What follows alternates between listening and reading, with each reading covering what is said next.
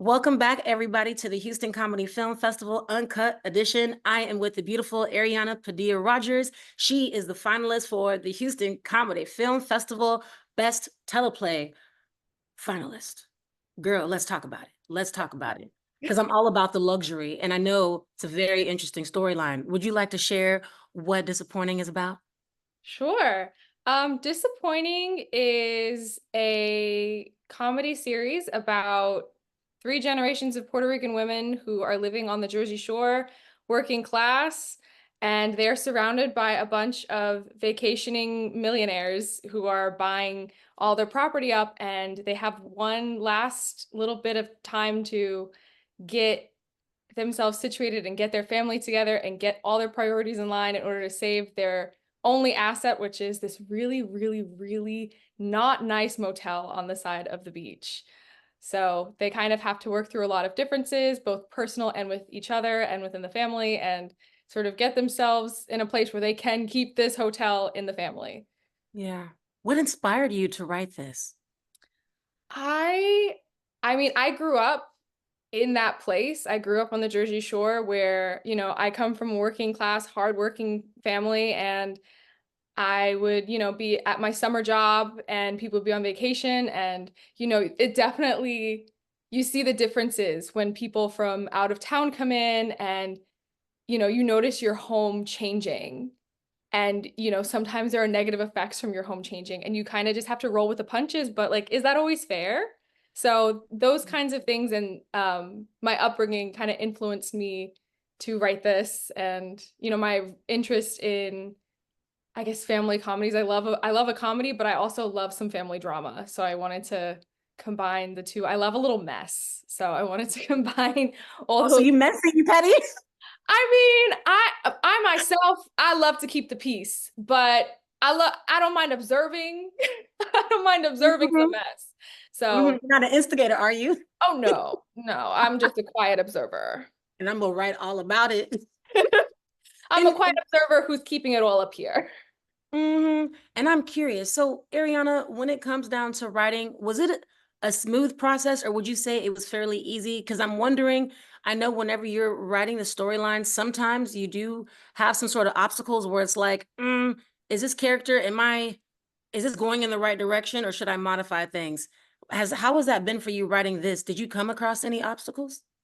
Oh yes. I think the biggest obstacle for me was kind of knowing my end goal and like maybe knowing what I want to say, but the how to get there took a long time to come up with. Um, I knew the why, but I didn't know the what happens to get to the why. So I tried a lot of different, I probably rewrote the pilot maybe I feel like 11 or 12 times. And Sometimes you have to. yeah, and I just, sometimes I'd be like, well, we could try this. We can make this character do this and would change the whole pilot, see if it worked, sleep with it for a few days, sleep on it for a few days. And if I didn't like it, then I'd go back and I, kind of kept pulling, you know, the same themes that would occur in each version and Mhm. then taking that and making what I ended up with. So it was a lot of trial and error and kind of just having to see what themes and what characters and what plot lines consistently occurred in each version.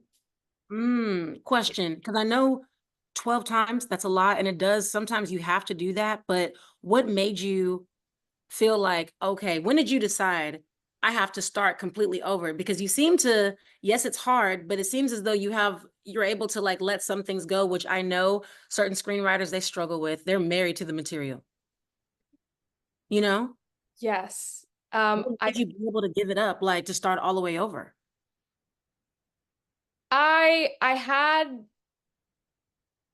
it was hard. There were characters that I started with that did not end up staying. And it was hard because, you develop a whole character and you develop a family, you develop storylines, you develop like, okay, this is the arc I see and the backstory for this person. And then I'm like, actually, you don't work anymore. We'll put you off to the side. Like that's how it had to be. I still love them. I still hold them near and dear to my heart, and they're still on the roster, maybe for something in the future where they will fit. But I just had to get okay with, this is what I absolutely know I need to say with this piece. And if there is a plot or a character or a situation that doesn't get me there and that doesn't serve that, it's gotta go. Which is, it was Wow. hard, but it's gotta go. I can imagine. And you said something, I'm really curious. I like what you just said about, you said I have to put them on the shelf and I may use them later. What's your process? Like, do you build the character of like their food, what they like, what they drive? What's your style? I definitely spend time with the characters outside of the story. Sometimes I have a situation in mind and I'm like, this is great. Even if it's a situation you would see in like episode 7, season 2, I'm like, this is great. And I kind of will build a story around that. And then I'm like, well, what happens in the beginning to get to that point? So I spend a lot of time saying, here's a situation I really am interested in. Who is in this situation and why? And then I kind of build my characters from there. So then sometimes I think that contributes to the trial and error because I'm like, well, wait, this character wouldn't do well in this situation. Is that what I want? Or do I want this character to have it really easy? Should I change this trait about this person to make it so that they really, really excel in this situation? Should I add someone else who like inhibits them from or prohibits them from being successful in this situation? So it's a lot of just testing the waters and seeing what calls out to me, even if it does mean that the character does or does not make it to the final Like, cut. maybe I Yeah. gotta put you. I'm gonna use you for later, possibly. Oh man, Yeah. did you go to school for this? I did. I went to I did my undergrad at University of the Arts and I studied writing for film and TV. That was the first time I had ever written anything in screenplay format. I didn't know how to do it when I came in, and I remember I think maybe the second or third week I went up to a professor after class because everyone was using Final Draft and I was like, how do I get that? Because I didn't even have it on my computer. And they were like, oh, let's show you. So they really had to show me the very, very beginning basics, um, all the way through the end. Everything I know is like I learned there. So Nice. I'm yeah, okay. I'm gonna give them some kudos because you did a great job. absolutely. And when it comes down to, I was gonna ask you, it was something about your school and then just your writing style. Question.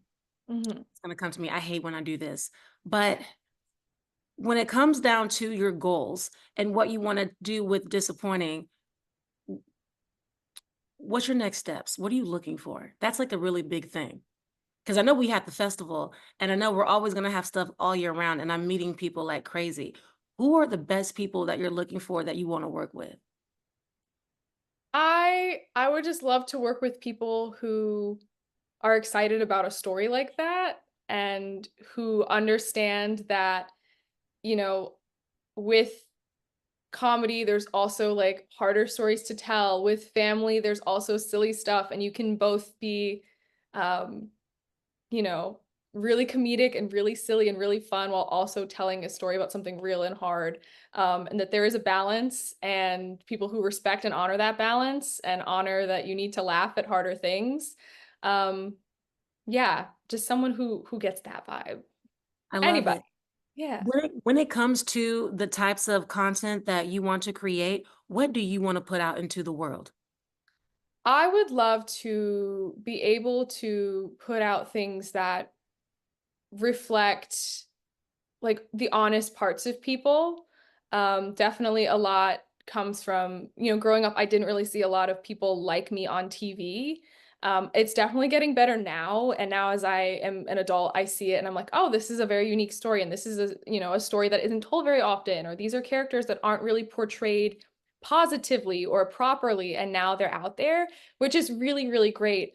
But I definitely could have used that when I was, 5, 10, 15. So just producing things that are honest about people who are like me or people who just have not seen themselves on TV before, because it really does create an impact. That's important. I definitely believe that. And personally, that's the content that I love because there's so much stuff out there. And whenever you're writing with meaning and you can talk about real life, relatable stories, like the audience truly resonates with that. Mhm. Truly. And so definitely don't stop writing. And when it comes down to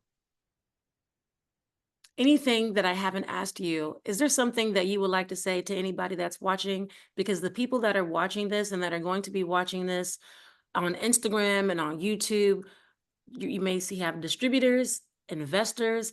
I have people that reach out to me. As an example, I had an investor call me a couple days ago and he said, Rosalind, I'm looking for really good scripts. I'm looking for really, really good scripts. What would you like to say to the audience that's watching? Um, I guess it depends on the person who's watching, but also this applies to everybody, so I take that back. I don't know. I just think it's important to be true to your work. There's a lot going on in the world and there's a lot of opinions that people will have, but I think once you can get to a point where you're like, this is me and this is how I'm coming in the room and this is what I'm good at and here I am. And if, it's not for everybody, then it's not for everybody. You'll find your people in every aspect of your life, but especially in creative work. Just like you got it, you can do it. And if anybody's doubting that they can't do it, like I was, which is probably why it took me so long to write this, no need for the doubt. No need. Like it's fine. You just gave me chills, real Oh talk. my God. Reason why I say that is because I feel everything that you just said. Sometimes you're trying to like, am I gonna maybe make this person happy or this person happy in the way that you're working, but you're being true to yourself, your authentic self. And then with you being your authentic self, you're gonna find your tribe. People like me and other people that can relate to you. And so I think that was beautiful that you said that. And for anybody that wants to stay in contact with you, what is the best way you want to be reached? I have, I mean, an email address, but I feel like email is so formal sometimes. If it's just keeping up with things, I'm on Instagram. My Instagram is Little Stariana. Um, Ariana, I love it. um, that's really it. I'm on social media, but yeah. Awesome. Thank you so much, Ariana. Disappointing, disappointing. Guys, I want to see this on screen. I want to see this on film. Thank you. Thank you for your time. Thank you.